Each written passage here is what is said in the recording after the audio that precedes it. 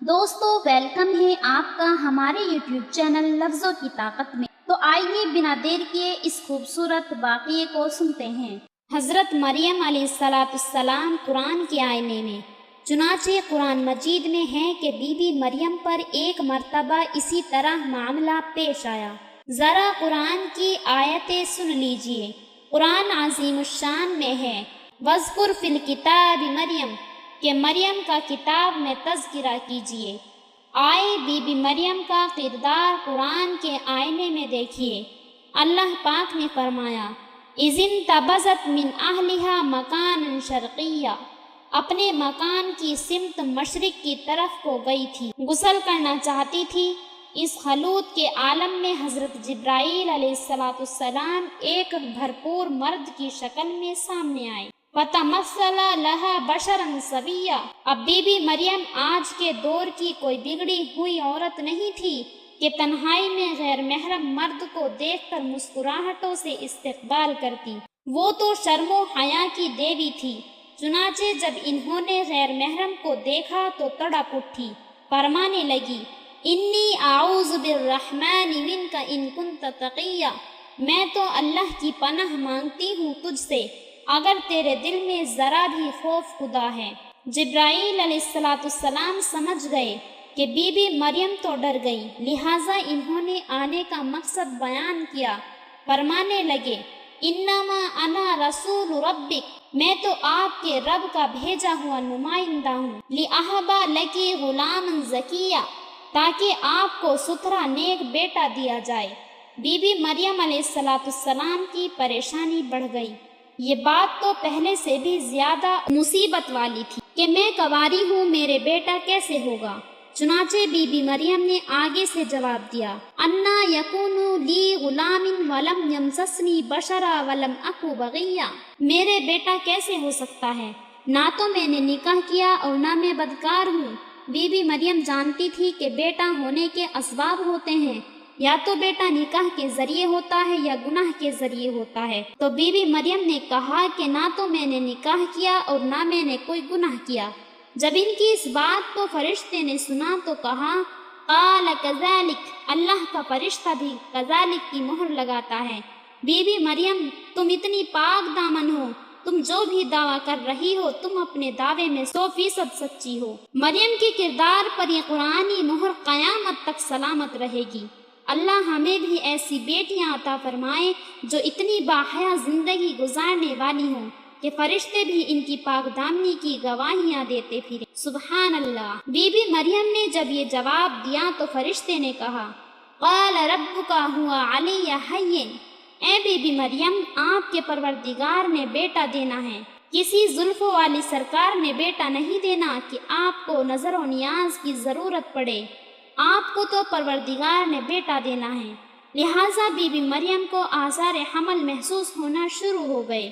وہ بڑی پریشان ہوئی، بڑی مغموم ہوئی، دل اداس ہے، میں کنواری ہوں، لوگوں میں میری عبادت کے چرچے ہیں، میں نے اپنی زندگی مسجد میں اپنے آپ کو وقف کر کے عبادت میں گزاری ہے، اعتکاف میں اپنی جوانی گزاری۔ اب جب لوگوں کو پتہ چلے گا کہ کنواری حالت میں میرے یہاں بیٹا ہوا تو پھر میری عزت کا کیا بنے گا؟ بی بی مریم کو ساری عمر کی کمائی ختم ہوتی نظر آئی۔ چنانچہ اس پریشانی میں بی بی مریم گھر سے نکلی اور گھر کے قریب تنہائی میں آ کر وہ ایک درخت کے نیچے اس طرح بیٹھ گئی جس طرح کوئی ہارا ہوا جرنیل بیٹھتا ہے۔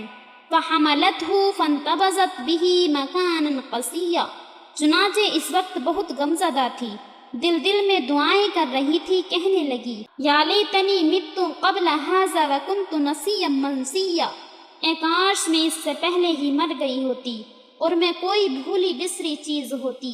پروردگار نے تسلی دی فنادا من تحتها اللہ تحزنی قد جعل ربکی تحتکی سریا، چنانچہ اللہ تعالیٰ نے ان کے نیچے ایک پانی کا چشمہ جاری کر دیا اور فرمایا بی بی مریم غمزدہ نہ ہو، جب تجھے وضع حمل کی تکلیف محسوس ہو اس کھجور کو ہلا دینا، اس سے تازہ کھجوریں گریں گی، فکلی وشربی، یہ کھجوریں کھا لینا اور پانی پی لینا، اور اگر بیٹے کی ولادت ہو تو وقرری عینا، اپنے بیٹے کو دیکھ کر اپنے لخت جگر کی جبین پر جمال نبوت کی کرنیں پھوٹتی دیکھ کر اس کو بوسے دینا، تمہیں تسلی مل جائے گی۔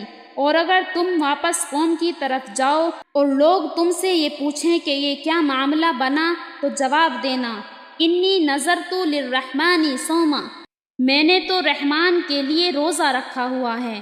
اس وقت کے روزے میں بولنے کی بھی ممانعت ہوتی تھی، چنانچہ ان کی ماں نے بھی یہی دعا مانگی تھی، انی نذرت لک ما فی بطنی، تو ماں نے اپنے وقت میں اللہ کی نظر مانی تھی۔ آج بیٹی نذرت للرحمن کہہ رہی ہے۔ معلوم ہوا جیسی مائیں ہوا کرتی ہیں ایسی ہی بیٹی ہوا کرتی ہے۔ جب نیک مائیں ہوں تو اللہ رب العزت بیٹیوں کو بھی پاک دامن زندگی عطا کرتے ہیں۔ فَأَتَتْ بِهَا قَوْمًا، تو بی بی مریم اپنے بیٹے کو لے کر جب قوم کی طرف آئی، قوم نے تانوں کے نشتر لگانے شروع کر دیے اور کہنے لگی، قالوا یا مریم لقد جیتی شیئا فریا، اے مریم تو یہ کیا عجیب چیز لے کر آئی۔ یا اخت ہارون، اے ہارون کی بہن، ما کان ابوکی امرا سوء وما کانت امکی بغیہ، نہ تیرے ابا برے تھے اور نہ تمہاری ماں بد کردار تھی۔ تو قرآن مجید کی اس آیت سے پتہ چلا کہ جب کسی عورت سے کوئی اخلاقی غلطی ہوتی ہے تو بھائی پر بھی الزام آتا ہے، ماں اور باپ کی بھی بدنامی ہوتی ہے۔ جوان بچی ہرگز یہ نہ سمجھے کہ یہ میری ذات کا عمل ہے، وہ سمجھ لے کہ میرے ساتھ کچھ اور بھی لوگ ہیں جن کی زندگی کی عزت خاک میں مل جائیں گی۔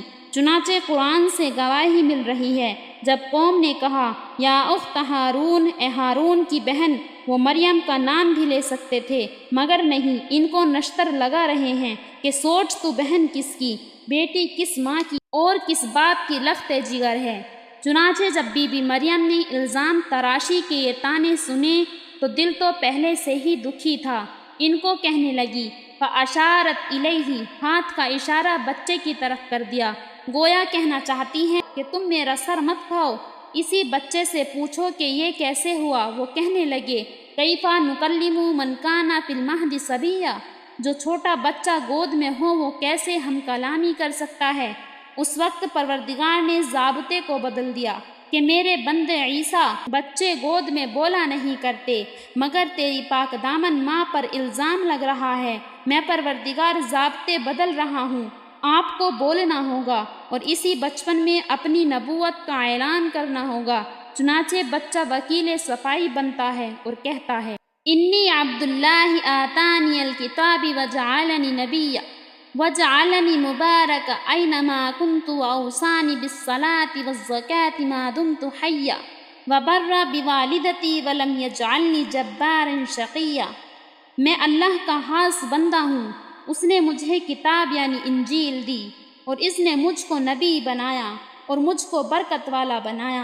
میں جہاں کہیں بھی ہوں اور اس نے مجھ کو نماز اور زکوٰۃ کا حکم دیا جب تک میں دنیا میں زندہ رہوں گا، اور مجھ کو میری والدہ کا خدمت گزار بنایا اور اس نے مجھ کو سرکش بدبخت نہیں بنایا۔ سبحان اللہ، اللہ کی شان دیکھیے کہ جب پاک لوگوں پر الزام لگتے ہیں تو پھر پروردگار ان کی طرف سے گواہیاں دلوانے کے لیے ضابطوں کو بدل کر رکھ دیتے ہیں۔ اللہ رب العزت کو ایسی زندگی کتنی پسندیدہ ہے۔ اللہ رب العزت امت مسلمہ کی بہو بیٹی کی عزت آبرو کی حفاظت فرمائے، اور اللہ رب العزت ہمیں بھی بی بی مریم کی طرح پاک دامن زندگی گزارنے کی توفیق عطا فرمائے۔ وآخر دعوانا ان الحمد للہ رب العالمین۔ اگر آپ کو ہماری ویڈیوز اچھی لگتی ہیں تو چینل کو سبسکرائب ضرور کریں اور اپنے دوستوں کے ساتھ ضرور شیئر کریں۔ یہاں آپ کو موٹیویشنل سٹوریز، دل کو چھو لینے والی شاعری اور زندگی بدل دینے والے تاریخی واقعات سننے کو ملیں گے۔